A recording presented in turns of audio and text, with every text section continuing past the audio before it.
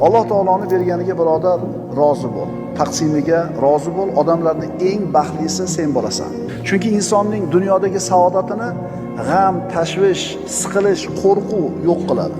Ali ibn Abi Talib radhiyallohu anhu aytadilarki, "Ar-rido bil qadar yuzhibul hamma wal hazan."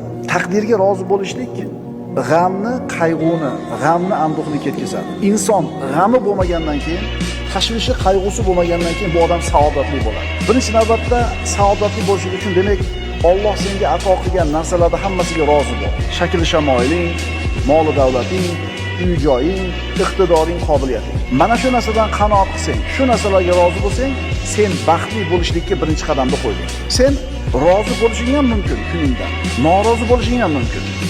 Ikkala holatda ham shu kun turib. Norozi bo'lsang, gunohkor bo'lasan, baxtsiz bo'lasan, rozi bo'lsang, savob bo'lasan, saodatli bo'lasan. Alloh taolo aytadi: "Astagfirullah, faquz ma ataytuka va kun minash shakirin." Bas biz sizga ato qilgan narsani olingda shukr qiluvchilardan bo'ling. Alloh bergan kunni ol, rozi bo'l, shukr qil.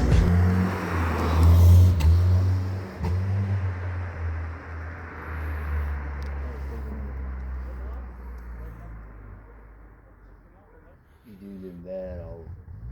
Yen жазып берdim. Men Havasagam hayim.